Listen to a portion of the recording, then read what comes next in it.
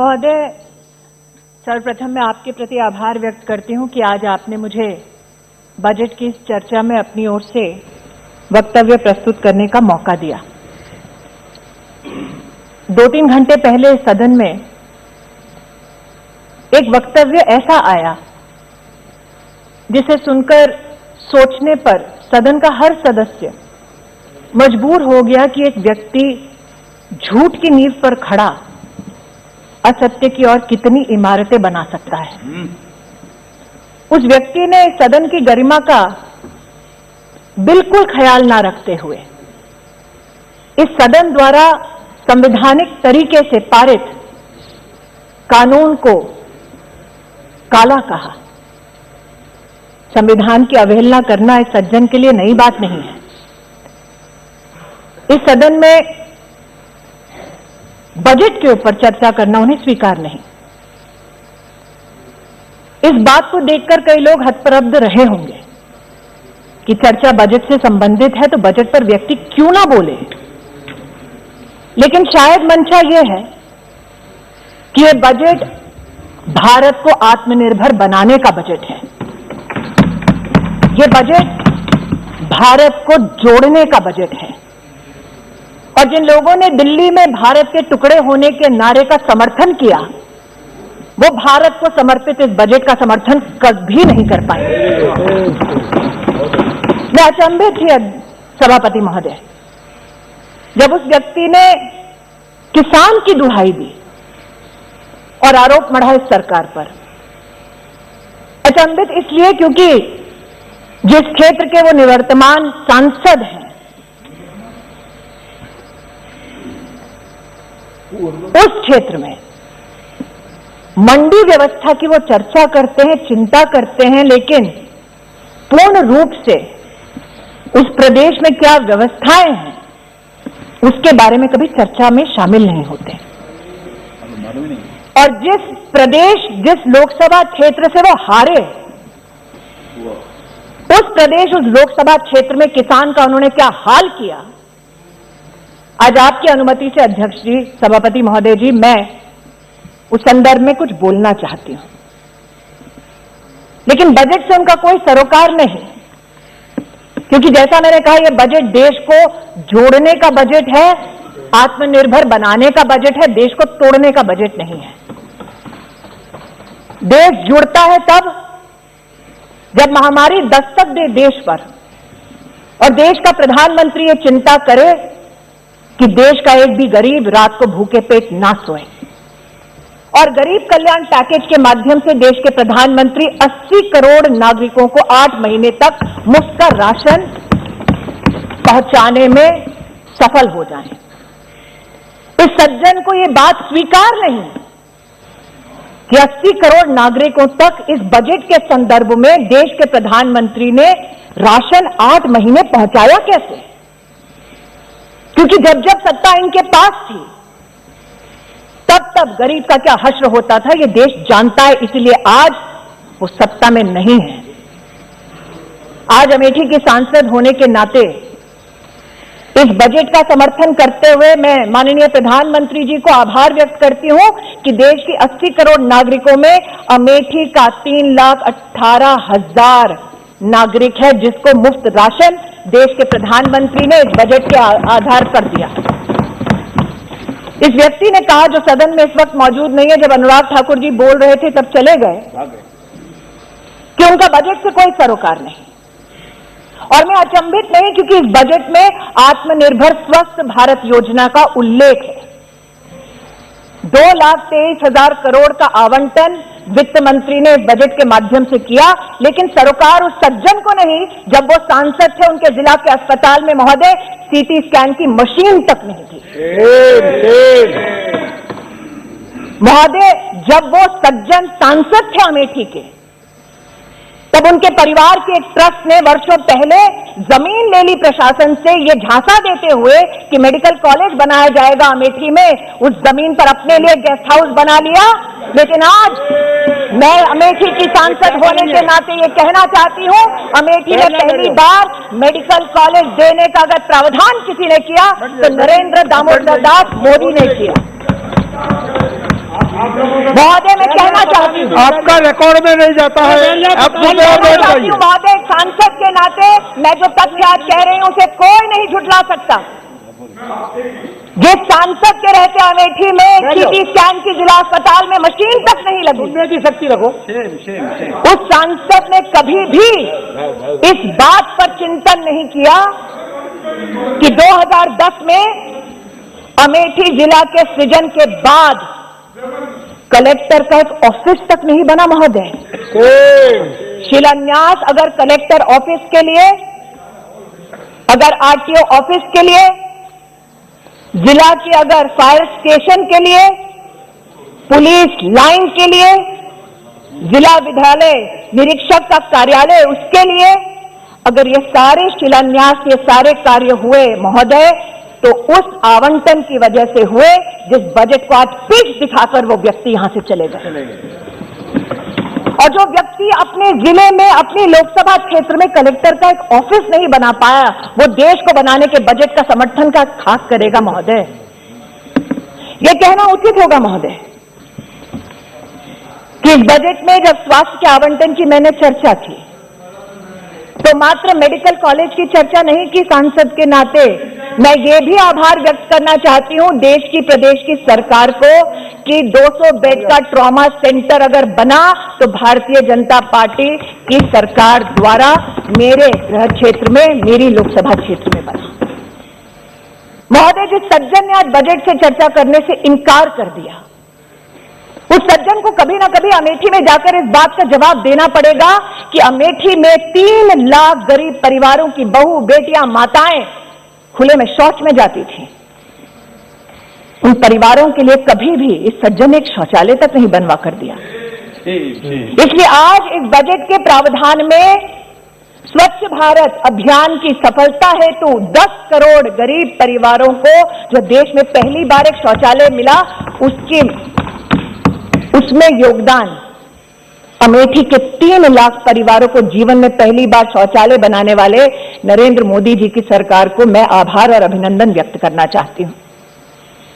वित्त मंत्री जी सभागार में उपस्थित हैं। वित्त मंत्री जी पर कितने कटाक्ष किए उस सज्जन ने, ये ना अनदेखा है ना अनसुना है। और आज जब बजट पर उन्होंने चर्चा करने से सज्जन ने इनकार कर दिया, तो इस बजट में वो क्या क्या प्रावधान है जिनसे चर्चा करने से वो पीठ दिखाकर गए। इस बजट में प्रावधान है कैसे हमारे ग्रामीण अंचल में इंफ्रास्ट्रक्चर की दरकार है। महोदय, जिस बजट में रूरल इंफ्रास्ट्रक्चर का प्रावधान हो उस पर चर्चा करना सज्जन को स्वीकार नहीं, क्योंकि अमेठी में 194 ऐसी पंचायतें हैं जिनमें आज तक उस व्यक्ति ने भवन ही नहीं बनवाया था।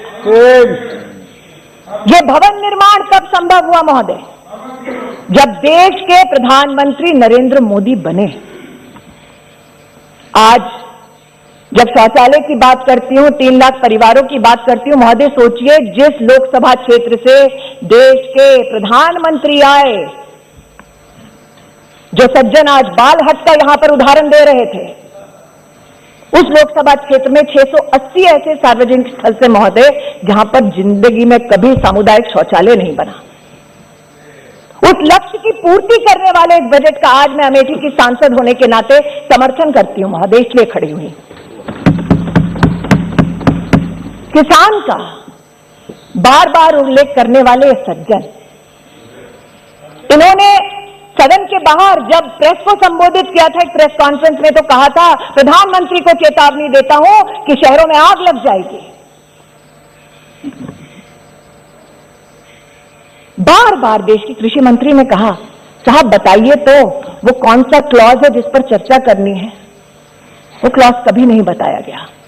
झूठ बोला गया कि एमएसपी का ऑपरेशन बंद हो जाएगा। वित्त मंत्री ने अपने वित्तीय भाषण में कहा कि एमएसपी की तुलनात्मक क्या क्या आंकड़े हैं। मैं आज कहती हूं, कपास में 2013-14 में मात्र 90 करोड़ की खरीद की यूपीए की सरकार ने, मोदी सरकार ने कपास के अंतर्गत 26,000 करोड़ की खरीद करके दिखाया। और जो सज्जन इस सदन में किसानों की दुहाई देते हैं महोदय, 2013-14 में जब उनकी सरकार थी, इधर भी उधर भी, तो एमएसपी का लाभ मात्र 500 किसानों को मिला है पूरे गृह क्षेत्र में। एक ऐसा लोकसभा क्षेत्र जिससे 3 जिले जुड़े हैं, वहां पर 500 किसानों को एमएसपी के ऑपरेशन का लाभ दिया इस व्यक्ति ने, जो बजट पे चर्चा नहीं करना चाहता। एग्री इंफ्रा फंड के बारे में वित्त मंत्री जी ने उल्लेख किया, एग्रीकल्चर क्रेडिट के बारे में वित्त मंत्री जी ने उल्लेख किया कि 16 लाख करोड़ हम लोग एग्रीकल्चर क्रेडिट पहुंचाना चाहते हैं। महोदय, इस व्यक्ति के गृह क्षेत्र में जब ये अमेठी के सांसद थे तो जीवन में पहली बार कृषि विज्ञान केंद्र किसी ने खोला तो नरेंद्र दामोदर दास मोदी ने खोला। मैं अचंभित थी कि ये कैसे पीठ दिखाकर जा रहे हैं। अरे जब ये सांसद थे अमेठी के, तो अमेठी के किसान एकत्रित होकर हमारे कृषि मंत्री से बोले, साहब आज तक खाद की एक रैक नहीं उतरी अमेठी में। खाद की रैक पहली बार गौरीगंज में उतारने वाला अगर कोई था तो उसका नाम नरेंद्र दामोदर दास मोदी है। किसानों की दुहाई देते हैं, मैंने बार बार इनसे कहा कि आपने कोहार में किसानों से जमीनें ली ये कहकर कि आप सम्राट साइकिल और नया नया उद्योग बनाएंगे। उद्योग आपने खड़ा नहीं किया, लेकिन आपकी ट्रस्ट ने उस जमीन को खरीद लिया। वो जमीन जो कमर्शियल किसी एंटरप्राइज के लिए था, एक एनजीओ ने खरीद ली। ऐसा कोई बचा नहीं जिसको जायज में बहादुरपुर के आसपास किसानों से बैठ जाओ, तुम्हें नहीं कुछ बचा। जमीन ली गई ये कहते हुए, अमेठी गए भी नहीं, तुम बैठ जाओ। जमीन ली गई ये कहते हुए মোদী যা আমি আজকে আপনাকে প্রমাণ দিতে পারি, আমি প্রমাণ দিতে পারি। कुछ नहीं बचा तुम्हें, বলছি আপনি বসুন, আমি বলছি। बैठ जाओ। मंत्री हूं तो क्या, अमेठी की सांसद भी हूं। बैठ जाओ, झूठ का पर्दाफाश करने का मेरा भी अधिकार है। आप बैठ जाइए, कृपया बैठ जाइए। अजय रंजन जी बैठ जाइए, जायज बहादुरपुर आप बैठ जाइए। किसानों से जमीन ली गई ये कहकर कि महिलाओं के लिए इंटर कॉलेज खोला जाएगा, और इंटर कॉलेज नहीं खोला महोदय, उनकी दोबारा ट्रस्ट ने वो जमीन ले ली, अपना कार्यालय खोल दिया। और जब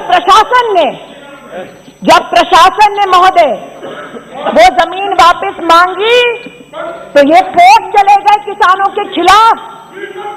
आज महोदय पार्लियामेंट्री मंत्री, संसदीय कार्य मंत्री राहुल गांधी जी कह के गए कि मोदी जी के लोग किसानों की जमीन ले लेंगे, उसी के ही रिप्लाई दे रहे हैं कि मोदी जी जमीन देते हैं, लेते नहीं है। यही तो मंत्री जी कह रहे हैं। मंत्री को राइट है इंटरवीन करने का, मंत्री को राइट है इंटरवीन करने का, भाई इसलिए इंटरवीन करने हैं।